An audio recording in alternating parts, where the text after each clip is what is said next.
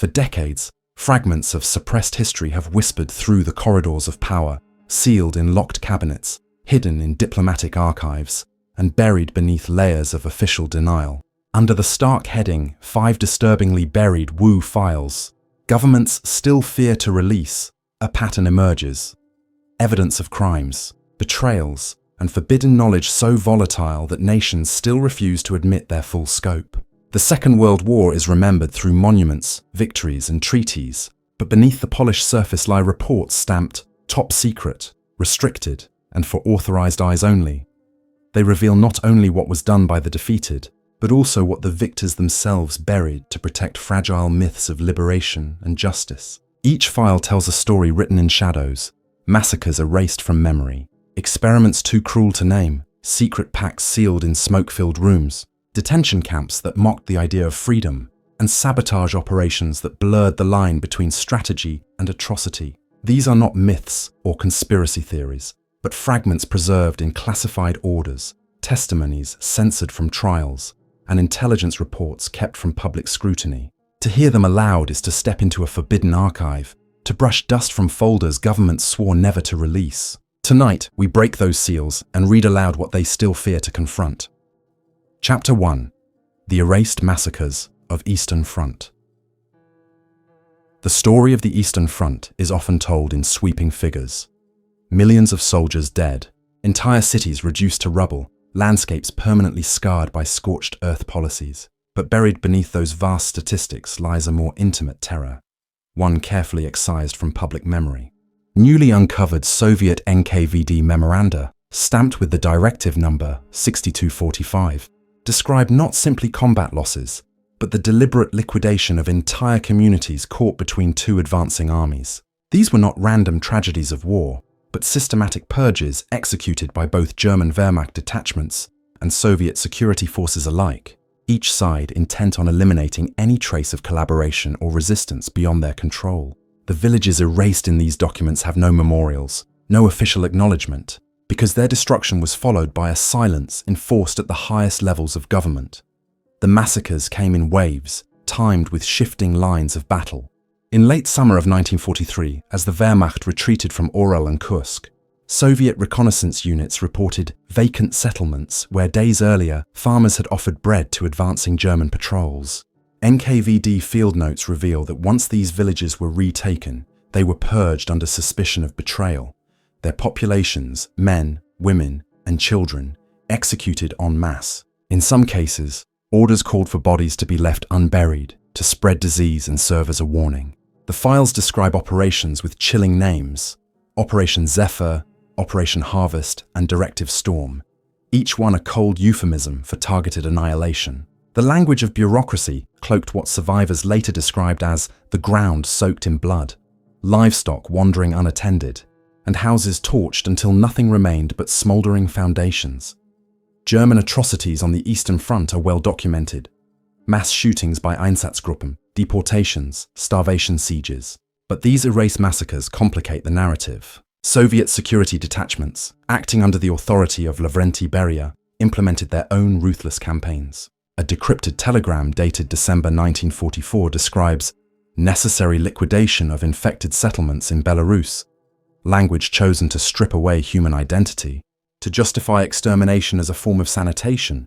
Western intelligence intercepted fragments of these communications, but during the fragile post-war alliance they were suppressed, marked for restricted circulation only among a few intelligence officers in London and Washington. To have revealed them would have shattered the carefully constructed image of the Soviet Union as liberator, a narrative essential for maintaining the wartime coalition. Testimonies exist, scattered like fragments of a broken mirror. A Polish partisan fighter, interrogated by Soviet officers in 1945, described entire hamlets disappearing overnight after brief contact with German patrols. His testimony was classified and buried in the archives of the Polish People's Republic, reappearing only after the fall of communism. German prisoners of war recounted seeing Soviet blocking detachments, shooting civilians fleeing from front lines, but their statements were dismissed at Nuremberg as unreliable, the words of defeated men seeking to spread blame. Yet now, cross-referencing those statements with Soviet field reports, the grim consistency becomes undeniable. Civilians were not collateral damage. They were deliberate targets of state-sanctioned purges. The fear of these revelations lies not only in their cruelty, but in their implications for modern borders and national memory. Many of the erased villages were in territories now belonging to Ukraine, Belarus, and the Baltic states, regions where debates about Soviet occupation still ignite political fury. If governments acknowledged the massacres, it would mean confronting the fact that supposed liberators committed crimes on the very soil they later claimed to have freed. It would reopen demands for recognition, reparations, and apologies that Moscow has steadfastly refused. Thus, the files remain locked, their release judged too destabilizing for the fragile geopolitics of Eastern Europe. The archives hint at a disturbing pattern of deliberate erasure. Soviet cartographers, revising maps in the late 1940s, simply deleted names of destroyed villages. Census data was altered to show declining populations explained by migration rather than extermination. In one particularly chilling discovery, declassified aerial photographs from US reconnaissance missions in 1946 reveal large patches of scorched earth where pre-war maps show thriving settlements. Analysts noted the absence of rebuilding, concluding these areas were permanently depopulated, effectively wiped from history not only physically, but bureaucratically. This was history rewritten with ink and fire, ensuring that future generations would never even know where their ancestors had once lived. Forensic traces persist. Mass graves uncovered in the forests of Belarus and Ukraine have occasionally been attributed to German forces. Yet forensic examination of ammunition casings recovered from one such site near Vitebsk revealed Soviet-manufactured rounds dated 1944, months after the Germans had retreated. The discovery caused alarm among archaeologists, but the official investigation was quickly curtailed, citing insufficient evidence to assign blame. Local whispers suggest the involvement of Soviet internal troops, but without official acknowledgement, the dead remain without justice. To reveal the truth now would mean admitting that Allied victory was stained with crimes concealed for the sake of unity. Western governments also remain complicit in the silence. In London, the Foreign Office maintains sealed files on Polish resistance testimonies that mention Soviet-led massacres. In Washington, OSS intelligence reports from 1944 were deliberately redacted before being shared with policymakers, ensuring no disruption to the wartime alliance. Historians who request access under Freedom of Information Acts are told that certain records remain classified for reasons of national security, even 8 decades later. The fear is not military exposure, but moral collapse. The collapse of the heroic narrative upon which much of the 20th century order was built. The scale of what remains hidden defies comprehension. Fragmentary evidence suggests that entire counties may have been depopulated, their inhabitants branded as potential collaborators for no reason other than survival under occupation. Farmers who traded bread for salt with German patrols were later executed as traitors. Women accused of fraternization were dragged into forests, never to return. Children were shot alongside their parents, their only crime being birth in the wrong place at the wrong time. These actions were not random cruelty. They were policy, endorsed at the highest levels, designed to enforce absolute control over liberated territories. And because both victors and vanquished shared in the guilt, the easiest path was silence. The terror of these erased massacres lies not only in what happened, but in how thoroughly it was concealed. Unlike the better-known atrocities of the Holocaust, which left survivors determined to bear witness, these villages left no voice, no record, only the faint whisper of burned foundations and altered maps. The deliberate destruction of memory was itself a second crime, one still unfolding today. The very absence of acknowledgement continues the erasure, perpetuating the silence governments fear to break. For in these files lies a truth too destabilizing, too dangerous, too forbidden, that the liberation of Eastern Europe was shadowed not only by Nazi brutality, but by Soviet purges committed under the same banner of total war. To speak this aloud is to shatter illusions that nations still cling to, and to expose wounds that have never healed. Chapter 2. The Forbidden Medical Experiments of Dachau. The liberation of Dachau concentration camp in April 1945 is remembered for its shocking images: emaciated prisoners, piles of corpses, and the stunned faces of US soldiers who stumbled into the horrors of systematic extermination. But hidden beneath the testimony of survivors and the official records of the Nuremberg doctors' trial lies another archive, one so disturbing that it remains locked in military vaults decades later. These files, stamped "restricted Allied exploitation only," catalogue experiments so grotesque they bordered on the unthinkable, yet they were not destroyed. Instead, they were secretly collected, analysed, and in some cases appropriated by Allied military scientists during the earliest years of the Cold War. This forbidden legacy of Dachau tells not only of SS cruelty, but also of the willingness of victorious nations to weaponize the suffering of the powerless.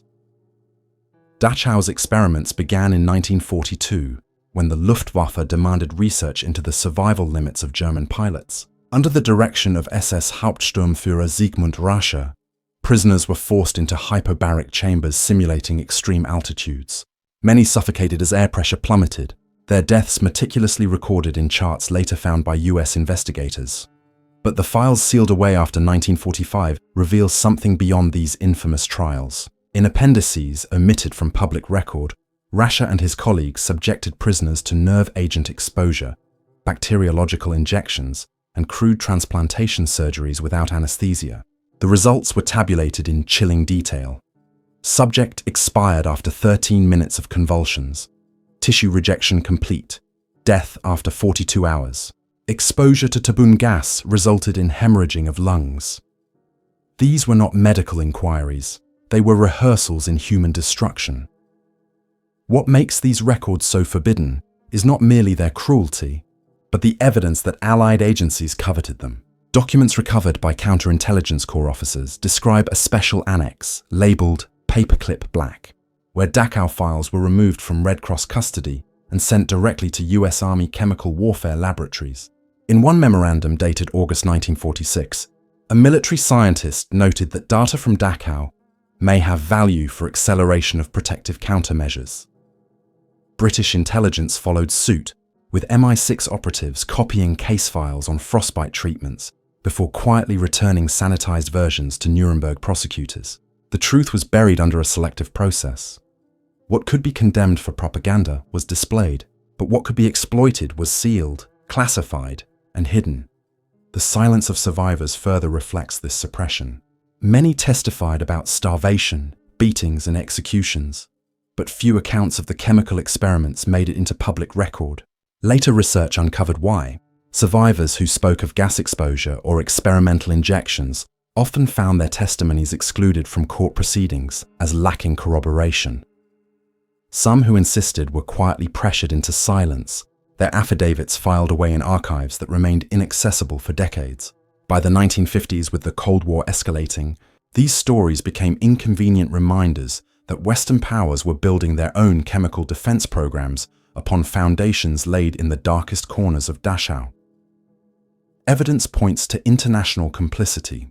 In 1947, US military doctors visited Porton Down, Britain's top-secret chemical weapons facility, carrying with them Dachau reports on mustard gas burns and phosgene exposure. Declassified fragments show parallel experiments conducted on British soldiers in the early 1950s, eerily echoing Dachau's procedures, but under the cover of voluntary participation. The ethical line blurred until it vanished entirely. Knowledge harvested from Nazi atrocities became woven into the fabric of Western military science. To admit this now would undermine decades of official denials and reopen accusations of crimes against humanity that extend far beyond the SS Dachau's hidden medical wing, also connects to biological warfare. In 1943, under an order from Heinrich Himmler, prisoners were injected with diseases, malaria, typhus, tuberculosis, in experiments supervised by SS doctors and Reich Health Office officials. What remain sealed are reports suggesting that certain pathogens were deliberately enhanced for weaponization. Allied investigators in 1945 seized culture samples labeled with strange abbreviations: PTY-PH, enhanced, VAR-MOL. These samples vanished into US custody, never appearing in international court. Internal Army memoranda from Fort Detrick, Maryland, reference Axis Origin Materials, Dachau series, a clue to how data from the camp flowed directly into America's own biological warfare program. The human cost: prisoners who endured slow, agonizing deaths, was erased in the pursuit of military supremacy. The secrecy persists because acknowledgement would expose a double crime. First, the original atrocities. The deliberate torture and murder of prisoners in the name of research. Second, the concealment and exploitation. The decision by victorious governments to silence survivors, bury files, and adapt forbidden data for their own purposes. At Nuremberg, only fragments of the Dachau record were presented, carefully chosen to condemn the Nazis while shielding what the Allies considered valuable. The full scope was hidden, creating a false impression that justice had been done. In reality, justice was partial, selective, and deeply compromised. The forbidden experiments of Dachau also reveal a chilling truth about modern medicine. Some treatments we take for granted, advancements in hypothermia response, understanding of altitude physiology, owe an unacknowledged debt to suffering inflicted on prisoners. Historians who have traced these connections describe it as a haunting inheritance, one that ethical medicine has never fully confronted. For governments, acknowledging this would mean confessing that their own scientific progress was stained by the blood of Dachau's victims. Better, they reason, to let the files remain locked, the truth known only to a handful of archivists and intelligence officers. Testimonies from captured SS doctors confirm the existence of experiments never publicly revealed. In one interrogation transcript, an SS physician described testing chemical antidotes on prisoners exposed to sarin gas prototypes. These antidotes, he claimed, were later discussed with Allied interrogators, who expressed scientific interest. Such statements were redacted from trial records, dismissed as irrelevant to the prosecution's central case. Yet they linger in classified annexes, silent evidence of knowledge too politically toxic to admit. The fear is clear. If released, these documents would not only deepen our understanding of Nazi crimes, but also implicate the victors in their concealment and exploitation. Why does this matter today? Because the shadow of Dachau lingers in secrecy. Survivors who lived into old age carried scars of chemical burns, nerve damage, and untreated infections, but without acknowledgement, their suffering remained unrecognized. Families still searching for answers are told that records are missing or classified, and within military laboratories across the world, echoes of Dachau's forbidden data may still be present, woven into studies that long ago lost sight of their origins. The refusal to release these files is not about protecting the past. It is about shielding the present from a reckoning too dangerous to face. The Dachau experiments are remembered publicly as evidence of Nazi depravity. What remains hidden is their afterlife, the way their data was secretly adopted, studied, and perhaps even replicated by the very nations that swore to uphold justice at Nuremberg. This dual legacy, atrocity followed by exploitation, is the reason the files remain sealed. To open them would force a reckoning with not only what was done to prisoners at Dachau, but what was done with their suffering afterward. It would force us to confront a forbidden truth, that the line between victim and exploiter, between justice and complicity, was crossed in the shadows of liberation and never crossed back. Chapter 3: Churchill's Secret Pact with Stalin. In the autumn of 1944, as the war in Europe approached its climax, Winston Churchill travelled to Moscow. The official story describes a diplomatic mission to strengthen the Allied partnership and coordinate strategies for the final defeat of Nazi Germany. What remains shrouded in secrecy, however, is the existence of a pact, scribbled hastily on a piece of paper, never formally ratified, and later sanitized from public record. This infamous percentage agreement, struck between Churchill and Joseph Stalin, divided Eastern Europe into spheres of influence. It is often referenced as anecdote, a minor footnote in history. Yet buried in sealed British War Cabinet minutes and Soviet Foreign Ministry archives lies evidence that the deal went far deeper than historians have been allowed to admit. It was not just a cynical partition of Balkan states, but a tacit endorsement of purges, deportations, and the silencing of entire populations. A betrayal hidden beneath the banners of liberation. On October 9, 1944, Churchill met Stalin in the Kremlin. They sat at a long table, the air thick with cigarette smoke, interpreters whispering between them. According to Churchill's later memoirs, he jotted on a scrap of paper percentages of control. 90% Soviet influence in Romania, 75% in Bulgaria, 50-50 in Yugoslavia and Hungary, and 90% British in Greece. Stalin ticked the paper with a blue pencil and pushed it back. Churchill joked that perhaps it was too cynical to put it in writing, but the deed was already done. What his memoirs omit, and what classified British files suggest, is that the agreement was accompanied by verbal assurances. Stalin was granted a free hand to manage political opponents in his assigned territories, while Britain secured its claim to Greece in return for silence on Soviet brutality elsewhere. The consequences were immediate and catastrophic. Soviet NKVD units, emboldened by implicit Allied endorsement, accelerated mass deportations from Romania and Bulgaria. A memorandum from the British Foreign Office, marked top secret, not for Parliament, records awareness of large-scale population transfers beginning in late 1944. The language was cautious, deliberately euphemistic, but it reveals foreknowledge. Officials knew civilians were being uprooted, transported to labor camps deep inside the Soviet Union, and in many cases, never returning. Yet no protest was made. Silence was the price of the agreement. When the war ended, Churchill could stand in Parliament as a defender of freedom, while behind closed doors, he and his ministers ensured the darker truth never reached the public. The United States, too, became entangled in the silence. Franklin Roosevelt, weakened by illness and preoccupied with the coming Yalta Conference, was briefed only in fragments about Churchill's deal. Declassified State Department cables show American diplomats in London expressing unease, warning that Britain had made concessions exceeding its mandate. Yet Washington chose not to press the matter. With Germany still fighting, unity took precedence over principle. After Roosevelt's death, Harry Truman inherited the uneasy compromise. But by then, the Soviet grip on Eastern Europe was reality. The paper Churchill and Stalin exchanged had become a map of domination, each percentage point translating into millions of lives condemned to dictatorship. The forbidden nature of the pact lies not only in its content, but in its erasure. The paper itself was quietly filed in Churchill's personal records, resurfacing only in his memoirs after the war. Yet even then, crucial details were omitted.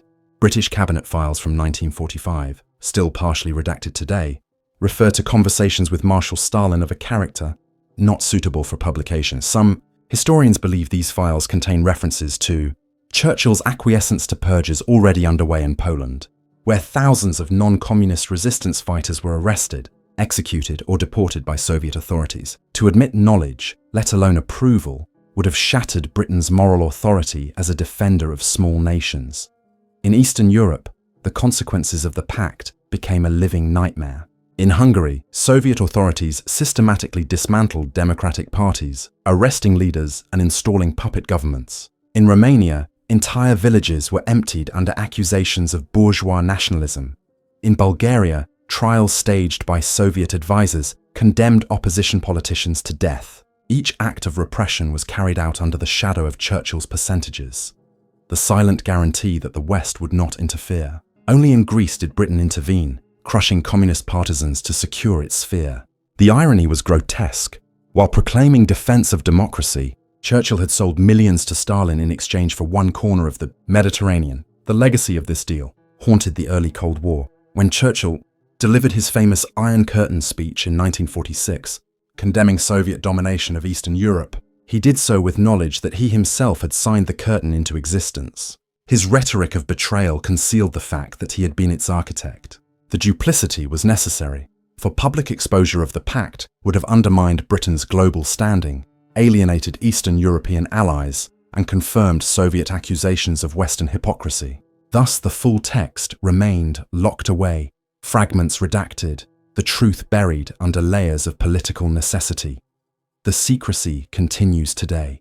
Researchers requesting access to British War Cabinet files from 1944-45 still encounter heavy redactions. Soviet archives, briefly opened in the 1990s, revealed tantalizing hints of the agreement, but many files were reclassified under Vladimir Putin, deemed essential to national security. The fear is not military, those battles ended long ago, but political. To reveal the extent of Western complicity in Stalin's purges would destabilize narratives upon which modern alliances are built. Poland, Hungary, and the Baltic states, still scarred by Soviet domination, might demand accountability from the very governments that once claimed to defend them. What makes the pact so disturbing is its ordinariness. It was not a grand treaty, debated and ratified, but a scrap of paper, an informal arrangement between two men dividing nations like commodities. The simplicity of the gesture, percentages on a page, belied the human cost. Millions condemned to dictatorship, freedom traded for expedience. This cynicism, carefully hidden, contradicts the public mythology of World War II as a fight for liberty. It reveals instead a brutal calculus of power, where the fate of entire countries was decided in secret and then concealed for generations. The surviving fragments of this pact challenge not only Churchill's legacy but the moral foundations of the Allied victory. They expose the uneasy truth that liberation was never absolute, that freedom for some was purchased by silence over the suffering of others. The governments that fear the release of these files know this revelation would shake the foundations of historical memory. To admit it openly would be to confess that the line between villain and hero was never as clear as the official histories suggest. That is why the paper remains hidden, and why the story of Churchill's secret pact with Stalin is still a forbidden chapter in the history of World War II. Chapter 4: The Hidden Camps of Allied Atrocities. The final months of the war are remembered in the West as a story of liberation. American, British, and French forces freeing concentration camps, distributing food, and restoring order to a continent in ruins.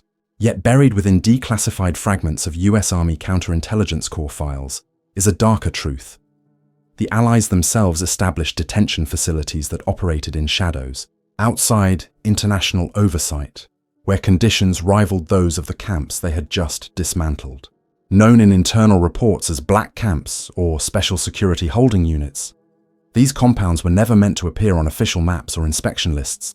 They were designed to hold German prisoners of war, suspected collaborators, and political enemies in conditions so brutal that governments have spent decades erasing their existence. The liberation narrative was too powerful, too essential to Western identity, to admit that behind it stood hidden atrocities committed by the victors themselves. One of the earliest references comes from a counterintelligence corps memorandum dated May 1945, describing temporary containment areas for security suspects near Frankfurt. While official records listed them as transition camps for screening POWs, internal reports described starvation-level rations, minimal shelter, and the use of open fields surrounded by barbed wire where tens of thousands were exposed to weather without sanitation. Prisoners were denied Red Cross access, in direct violation of the Geneva Convention, a fact deliberately concealed by dismantling camps ahead of scheduled inspections. Witness accounts collected years later reveal mass deaths from disease and malnutrition, yet official death tolls were never recorded. When questioned, Allied authorities insisted these were chaotic wartime conditions, not deliberate policy. The hidden files suggest otherwise. One camp in particular, known only in documents as Holding Unit 32B, became notorious among the small circle of officers who oversaw it. Located near Andernach on the Rhine, it housed over 50,000 German POWs by June 1945. Declassified aerial photographs show vast fields packed with prisoners, many reduced to skeletal figures within weeks. An OSS report noted that American guards were ordered not to distribute food beyond bare survival rations, with the explicit goal of neutralizing hostile elements. Survivors later testified that prisoners drank from muddy ditches, scavenged weeds for sustenance, and died by the thousands. Local villagers whispered about mass burials carried out at night, yet no records exist in official archives. The Andernach camp was dismantled by the end of 1946, its traces erased, its existence denied by both US and German authorities. Yet fragments of correspondence, hidden in intelligence annexes, confirm its reality. The policy extended beyond American command. In France, General Charles de Gaulle's provisional government established camps for suspected collaborators, many of them civilians accused with little or no evidence. In Rivesaltes, a former internment site reused by French forces, detainees endured forced labor, beatings, and summary executions. British forces, too, operated unacknowledged detention centers in northern Germany, where captured SS officers and suspected war criminals were interrogated using methods far exceeding the limits of international law. In each case, secrecy was paramount. Official records spoke only of reconstruction centers or re-education facilities, terms chosen to disguise the harsher reality. The silence was enforced not only by governments, but also by the suppression of survivor testimonies, dismissed as unreliable or politically inconvenient.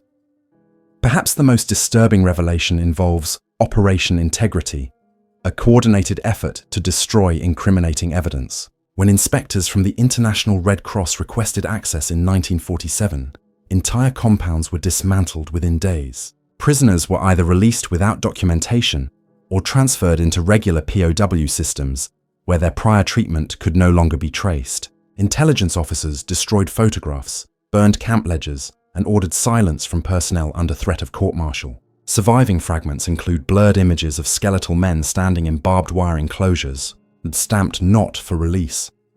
Their existence is enough to suggest what was erased, that the black camps were not anomalies, but part of a systemic policy tolerated at the highest levels. The motives behind these hidden camps were complex. On one hand, they served as holding areas for suspected Nazis, collaborators, and political enemies considered too dangerous for immediate release. On the other, they were laboratories for coercion, places where interrogation and punishment could be carried out away from public scrutiny. Allied intelligence agencies exploited the chaos of post-war Germany, justifying the camps as necessary tools in the emerging struggle against communism. Some detainees were German scientists or intelligence officers, whom the West hoped to recruit under programs like Operation Paperclip. By holding them in secret, their fates could be negotiated outside the constraints of international law. Others were ordinary soldiers or civilians caught in a dragnet that cared little for guilt or innocence. The scale of the hidden atrocities remains uncertain, but estimates from scattered reports suggest tens of thousands perished in these camps between 1945 and 1947. The dead were buried in unmarked graves, their names absent from official rolls. Families who searched for missing relatives received no answers. Their inquiries met with bureaucratic silence. In post-war West Germany, whispers of these camps persisted, but speaking aloud risked accusations of Nazi sympathy. Only decades later, when fragments of Allied intelligence files were declassified, did the outlines of the story begin to emerge. Even then, access remained tightly controlled, and key documents were missing, destroyed perhaps. Under Operation Integrity's purge, for governments, the fear of releasing these files is not about military secrets but moral collapse. The myth of the good war is foundational to the West's self-image. Admitting that Allied forces operated camps where thousands died under conditions of neglect and abuse would blur the line between liberator and oppressor.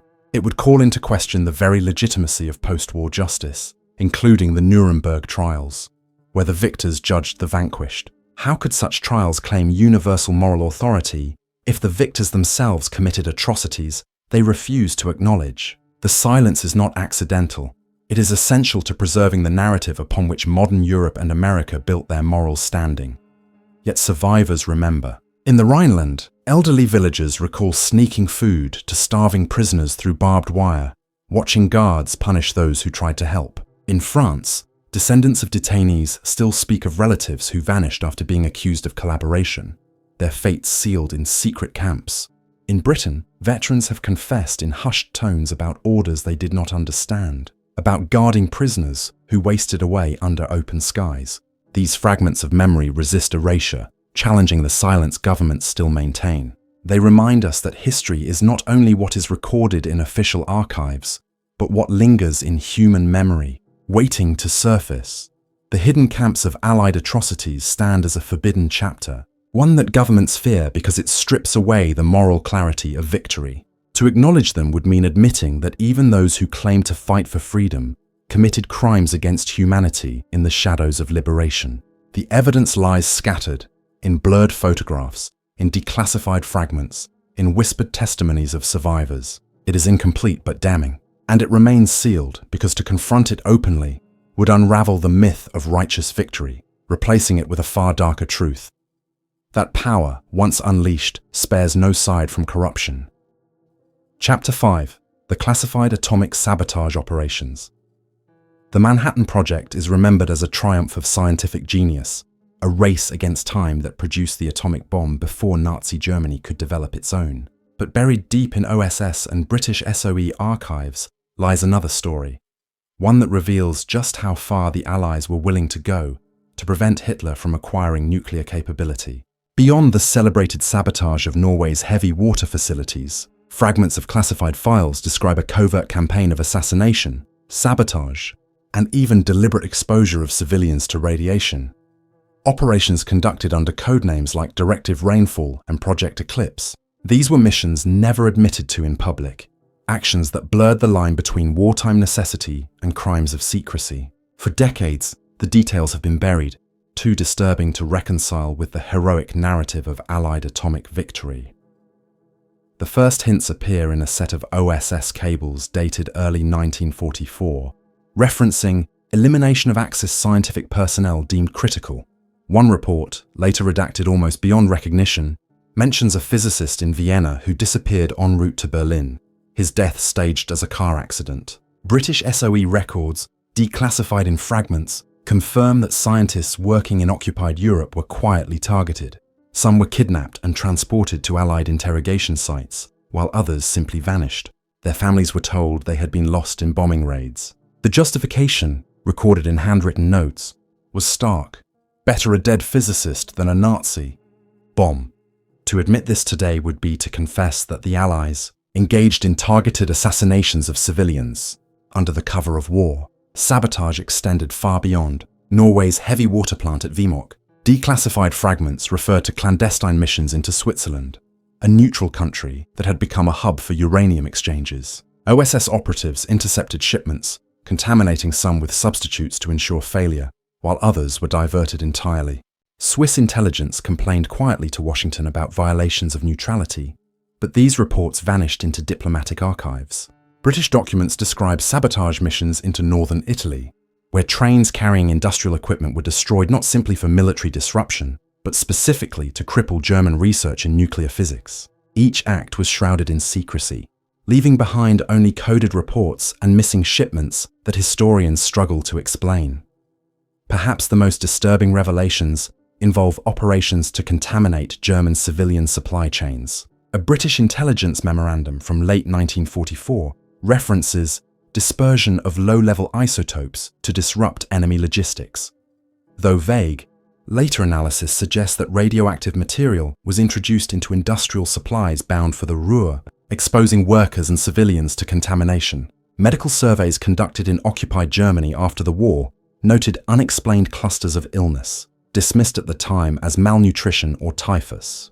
Yet the classified annexes describe symptoms consistent with radiation exposure: hair loss, burns, organ failure. These details remain redacted in modern releases, suggesting a truth too dangerous to acknowledge: that civilians were knowingly exposed in a secret campaign to delay Nazi research. The role of scientists themselves complicates the story. Among Manhattan Project correspondence, sealed for decades, are references to data from continental operations delivered to Los Alamos. Historians debate what this means, but clues point to information gathered from sabotage missions across Europe. At Fort Detrick and Oak Ridge, analysts reportedly studied samples recovered from destroyed German labs, some contaminated with unusual isotopes. These studies were never published, their results buried in classified annexes. The implication is chilling. The Allies not only sabotaged Nazi nuclear efforts, but may have tested the effects of radiation on populations already weakened by war, without record, acknowledgement, or consent.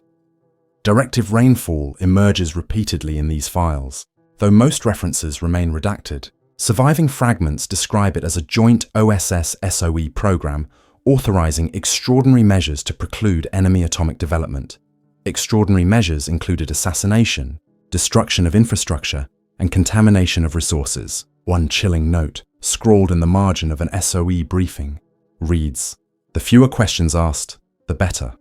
That directive became a shield, granting operatives license to act beyond the bounds of military law. In the aftermath of war, these missions were buried deeper than most, their files marked for destruction or indefinite classification. Unlike Vemork, they could never be celebrated publicly.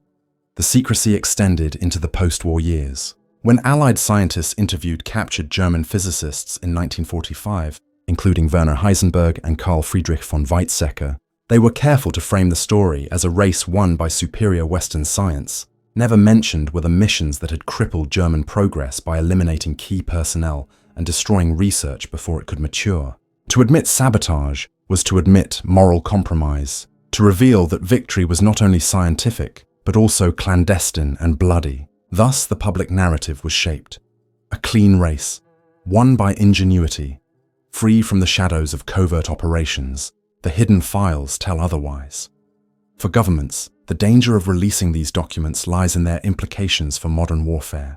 They would reveal that the Allies not only developed the atomic bomb, but also deployed radiation as a weapon of sabotage, targeting not only enemy scientists, but potentially civilians. Such revelations would blur the line between defensive operations and prohibited warfare, inviting accusations of hypocrisy against nations that later condemn nuclear proliferation. The Cold War narrative of moral superiority depends on maintaining the myth of the pure atomic project, unsullied by atrocities. To expose the classified sabotage operations would dismantle that myth entirely. Survivors' testimonies, though scattered and often dismissed, echo the hidden files. German civilians in bombed-out Ruhr towns described unexplained sicknesses after handling industrial shipments in late 1944.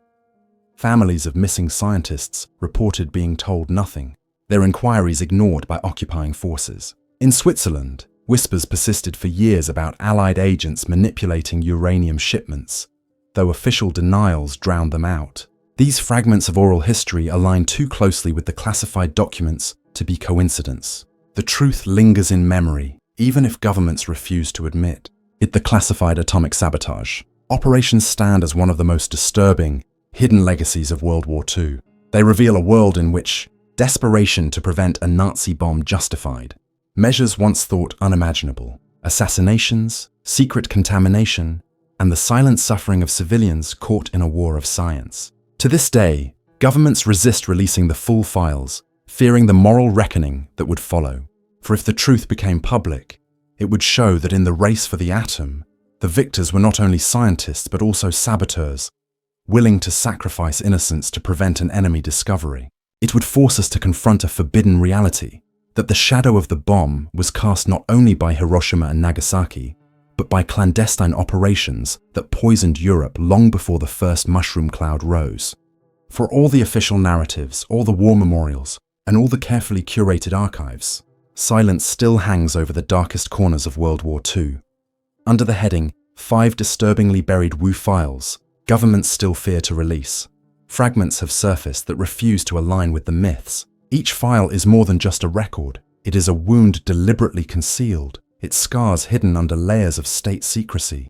The erased massacres of the Eastern Front reveal how entire villages vanished from memory, their dead written out of history. The forbidden experiments of Dachau remind us that cruelty was not confined to a single regime, but weaponized in the name of progress.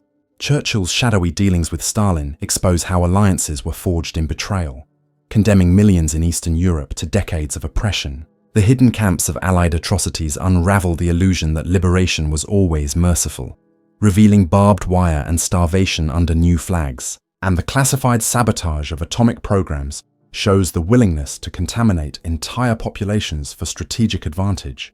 These are not stories governments want told. They are truths still locked away. And yet, once glimpsed, they cannot be forgotten. They linger like classified whispers, forcing us to ask, what else remains sealed and why?